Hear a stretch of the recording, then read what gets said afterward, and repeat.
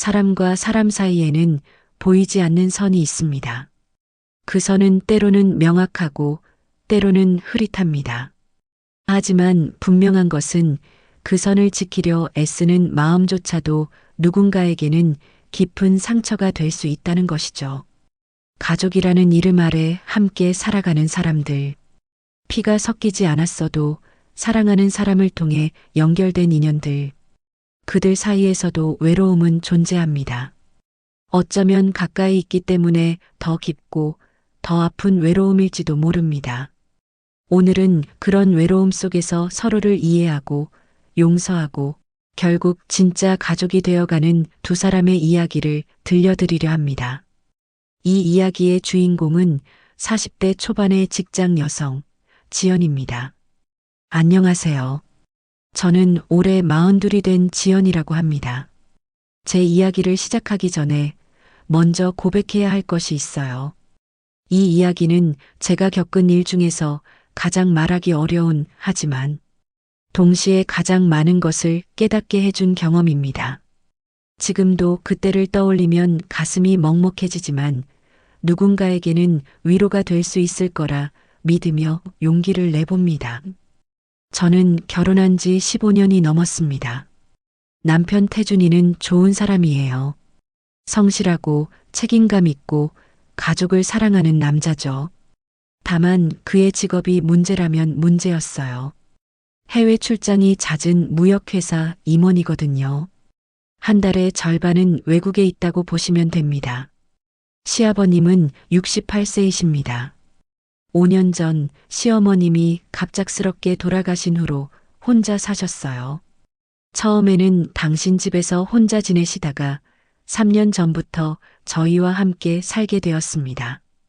남편이 자주 집을 비우니까 제가 걱정되셔서 오신 거라고 말씀하셨지만 사실은 아버님이 더 외로우셨던 거겠죠. 처음 함께 살기 시작했을 때는 괜찮았어요. 아니, 괜찮다고 생각했던 거죠. 아버님은 말수가 적으신 분이셨어요. 시어머님이 살아계실 때는 그분이 모든 대화를 이끌어 가셨다고 들었습니다. 그래서 아버님은 늘 듣는 역할이었고 혼자가 되신 후에는 말할 상대조차 없어진 거예요. 저는 아침 7시에 집을 나서서 저녁 8시쯤 돌아오는 생활을 반복했습니다. 광고 회사에서 일하는데 업무가 늘 급박하고 정신없었어요. 집에 오면 녹초가 되어서 씻고 잠드는 게 전부였죠. 아버님은 늘 혼자 식사를 하셨어요. 아침도 혼자, 점심도 혼자, 저녁도 대부분 혼자였습니다. 제가 집에 도착하면 이미 드신 후였거든요. 먼저 드세요라고 몇 번 말씀드렸지만 아버님은 괜찮다며 혼자 식사를 끝내셨어요. 그렇게 1년이 흘렀습니다. 어느 날 아침 평소보다 조금 일찍 일어났어요. 화장실에 가려다 거실을 지나가는데 아버님이 식탁에 앉아 계셨습니다. 혼자서 죽을 드시고 계셨죠. 그런데 그 모습이 제 발을 멈추게 했어요. 아버님은 텔레비전도 켜지 않으신 채 그저 빈 의자들을 바라보며 조용히 숟가락을 움직이고 계셨습니다. 그 뒷모습이 너무나 쓸쓸해 보였어요. 등이 굽은 노인이 혼자 밥을 먹는 모습, 그게 왜 그렇게 마음이 아팠는지 모르겠어요. 그날부터 저는 아버님과 아침을 함께하기로 마음먹었습니다. 30분만 일찍 일어나면 되는 일이었어요. 처음 며칠은 어색했습니다. 아버님도 저도 무슨 말을 해야 할지 몰라서 그저 밥만 먹었죠. 날씨가 좋네요. 응, 그러네. 오늘 뭐 하실 거예요? 글쎄, 산책이나 좀 하려고. 그런 짧은 대화들이 전부였습니다. 하지만 이상하게도 그 침묵이 불편하지만은 않았어요. 누군가와 같은 공간에서 밥을 먹는다는 것, 그것만으로도 위안이 되는 것 같았습니다. 아버님도 저도요.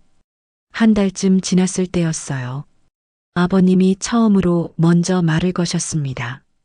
지연아, 내가 아침마다 일찍 일어나느라 힘들지?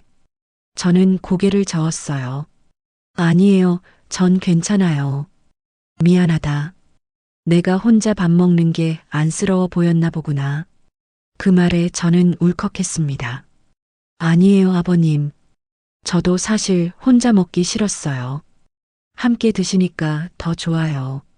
아버님이 희미하게 웃으셨어요. 그날 이후로 우리는 조금씩 더 많은 이야기를 나누기 시작했습니다. 아버님은 젊었을 때 교사셨다고 하셨어요. 국어를 가르치셨는데 학생들에게 시를 읽어주는 게 가장 행복했다고요. 시어머님과는 선을 보고 만나셨는데 첫눈에 반했다며 수줍게 웃으셨죠. 저도 제 이야기를 들려드렸어요. 학창 시절 꿈이 영화 감독이었다는 것, 지금은 광고 일을 하지만 가끔 후회될 때가 있다는 것, 남편이 자주 없어서 외롭다는 것까지요. 외롭구나. 아버님이 짧게 말씀하셨을 때 저는 처음으로 누군가에게 제 외로움을 인정받은 기분이었어요. 남편에게도 한 번 말한 적 있었지만 조금만 참아, 곧 나아질 거야 라는 대답뿐이었거든요. 하지만 아버님은 그저 외롭구나라고 말씀하셨어요. 그게 더 큰 위로였습니다. 저녁도 함께하기 시작했어요. 아버님이 장을 보시고 저는 요리를 했습니다. 아버님은 상을 차리시고 저는 설거지를 했죠. 그렇게 우리만의 루틴이 생겼습니다. 어느 날 저녁 비가 억수같이 쏟아지던 날이었어요. 저는 평소보다 늦게 집에 도착했습니다. 9시가 넘어서였죠.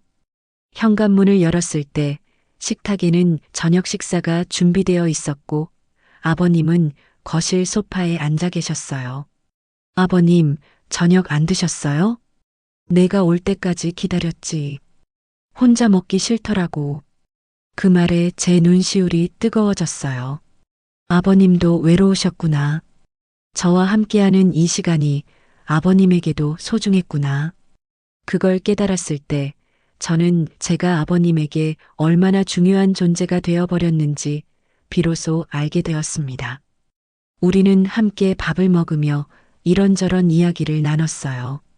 아버님은 젊었을 때 시어머님과 다투고 나서 빗속을 걸었던 이야기를 해주셨고 저는 첫 직장에서 실수해서 혼났던 날 이야기를 들려드렸죠. 사람 사는 게 다 그렇지 뭐. 아버님의 말씀에 저는 웃었습니다. 그렇게 우리는 점점 가까워졌어요. 그런데 문제는 거기서부터 시작되었습니다. 너무 가까워진 거예요. 아버님은 제가 출근할 때 현관까지 배웅하시고 퇴근하면 현관에서 기다리고 계셨어요. 제가 좋아하는 과일을 사오시고 제가 피곤해 보이면 안마를 해주시겠다고 하셨죠. 처음에는 고마웠어요. 누군가 저를 챙겨준다는 게 얼마나 오랜만인지 몰라요. 남편은 늘 바쁘고 친구들도 각자의 삶이 있으니까요. 하지만 점점 그게 부담이 되기 시작했습니다. 어느 날 회식이 있어서 늦게 들어간다고 문자를 보냈는데 아버님이 걱정되신다며 몇 번이나 전화를 하셨어요. 친구들과 약속이 있어서 주말에 외출한다고 하니까 서운한 표정을 지으셨고요. 저는 혼란스러웠습니다. 이건 뭐지? 아버님이 저한테 의지하시는 건가? 아니면 제가 너무 예민한 건가? 결정적인 순간은 어느 금요일 저녁이었어요. 남편이 한 달 만에 집에 오는 날이었습니다. 저는 저녁을 준비하며 설레고 있었죠. 그런데 아버님이 조용히 말씀하셨어요. 태준이 오는구나. 그럼 오늘은 너희끼리 먹어라. 나는 방에서 먹을게. 아니에요, 아버님. 같이 드셔요. 괜찮다. 너희 둘만의 시간을 가져라. 그렇게 말씀하시는 아버님의 표정이 너무 쓸쓸해 보였어요. 마치 자신이 방해가 되는 사람이라고 생각하시는 것 같았습니다. 하지만 동시에 저는 안도감도 느꼈어요. 오랜만에 남편과 둘이서 밥을 먹을 수 있다는 것에요. 그날 밤 남편과 이야기를 나눴습니다. 아버지가 요즘 어떠세요? 응, 괜찮으신 것 같아. 근데 왜? 아니, 그냥 당신이 없는 사이에 우리 둘이 많이 가까워졌거든. 근데 그게 좀 어떻게 말해야 하나? 부담스러울 때가 있어. 남편이 진지하게 물었습니다. 무슨 일 있었어? 아니, 그런 건 아니고. 그냥 너무 의지하시는 것 같아서. 내가 없으면 너무 외로워하시는 것 같고. 남편은 한숨을 쉬었어요. 미안해. 내가 자주 집을 비워서 아버지도 당신도 힘들었구나. 조금만 참아줘. 내년에는 부서를 옮길 수 있을 것 같아. 하지만 그게 해결책은 아니었어요. 문제는 남편의 부재가 아니라 아버님과 저 사이에 생긴 이 모호한 감정이었으니까요. 다음 주 월요일 저는 일부러 늦게까지 회사에 남았습니다. 핑계거리는 많았어요. 마감이 다가오는 프로젝트, 정리해야 할 자료들. 하지만 진짜 이유는 집에 가기가 두려웠던 거예요. 저녁 9시가 넘어서 집에 도착했을 때 거실은 어두웠어요. 아버님은 방에 계셨고 식탁에는 식은 밥이 놓여 있었습니다. 메모가 하나 있었어요. 먼저 먹었다. 내 것은 냉장고에 있으니 데워 먹어라. 그 짧은 메모를 보는데 가슴이 철렁 내려앉았어요. 아버님이 실망하신 거예요. 제가 함께 저녁을 먹겠다고 약속했는데 지키지 않았으니까요. 다음 날도 그 다음 날도 저는 일부러 늦게 귀가했습니다. 도망치는 거였죠. 제 마음이 흔들리고 있다는 걸, 이 관계가 위험한 방향으로 가고 있다는 걸 본능적으로 느꼈던 것 같아요. 아버님은 아무 말씀도 하지 않으셨어요.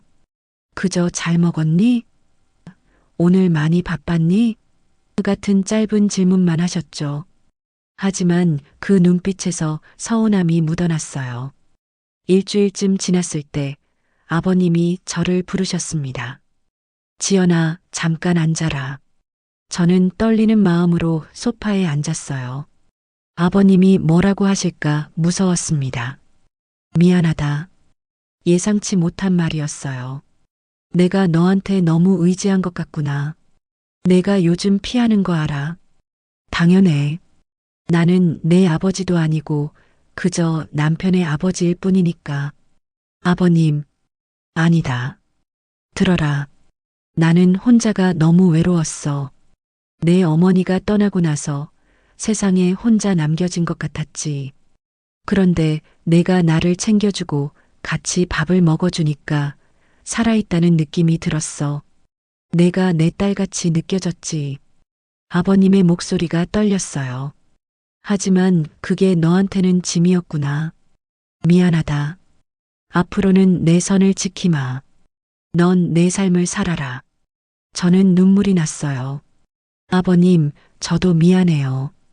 제가 너무 비겁했어요. 도망치기만 했어요. 아니다. 내가 맞아. 우리 사이에는 지켜야 할 선이 있어. 나도 그걸 잊고 있었던 거야. 그날 밤 저는 방에서 한참을 울었습니다. 아버님의 외로움도 제 혼란스러움도 모든 게 슬펐어요. 우리는 서로를 위로하려 했지만 그 과정에서 더 깊은 상처를 받았던 거예요. 다음 날부터 우리의 관계는 조금 달라졌습니다. 아침은 여전히 함께 먹었지만 저녁은 각자 먹기로 했어요. 아버님은 노인정에도 나가시기 시작했고 저도 친구들을 더 자주 만났죠. 처음에는 어색했어요. 거리를 두는 게 서로에게 더 상처를 주는 것 같았거든요. 하지만 시간이 지나면서 이게 맞는 방법이라는 걸 깨달았습니다. 우리는 각자의 삶을 살면서도 여전히 서로를 아끼고 있었어요. 아버님은 제가 좋아하는 반찬을 만들어 냉장고에 넣어두시고 저는 아버님이 필요하신 물건들을 사다 드렸죠. 말은 적어졌지만 마음은 오히려 더 편해진 것 같았어요. 어느 일요일 오후 저는 아버님과 함께 공원을 산책했습니다. 가을이었고 낙엽이 바스락거렸어요. 아버님, 그때 말씀하신 거요. 선을 지킨다는 거. 응, 저도 이제 알 것 같아요. 가까워진다는 게 항상 좋은 건 아니라는 거. 어떤 거리는 유지해야 서로가 편하다는 거. 아버님이 고개를 끄덕이셨어요. 사람과 사람 사이에는 보이지 않는 선이 있어. 그 선을 넘으면 서로가 불편해지지. 하지만 그 선을 지키는 것도 사랑의 한 방법이란다. 네, 이제 알아요. 아버님을 사랑하는 방법은 너무 가까이 다가가는 게 아니라 적당한 거리에서 서로를 존중하는 거였어요. 아버님이 제 손을 잡으셨어요. 주름진 그 손이 따뜻했습니다. 그래, 넌 좋은 며느리야. 아니, 좋은 딸이야. 그 말에 저는 또 울컥했어요. 하지만 이번에는 슬픈 눈물이 아니었습니다. 우리가 드디어 서로를 제대로 이해하게 되었다는, 진짜 가족이 되었다는 안도의 눈물이었죠. 그 후로 1년이 지났습니다. 우리의 관계는 여전히 좋아요. 아니, 예전보다 더 좋다고 할 수 있어요. 억지로 가까워지려 하지 않으니까 오히려 더 편하게 서로를 대할 수 있게 되었거든요. 남편도 조금씩 출장이 줄었고 우리 셋은 일주일에 한 번 정도 함께 저녁을 먹습니다. 그 시간이 가장 행복해요. 서로의 일주일을 나누고 웃고 때로는 걱정도 나누면서요. 아버님은 이제 노인정 친구들도 많이 사귀셨어요. 등산 모임에도 나가시고 서예 교실도 다니세요. 당신만의 삶을 찾으신 거죠. 그 모습이 저는 너무 기뻐요. 저도 제 삶을 더 충실히 살고 있습니다.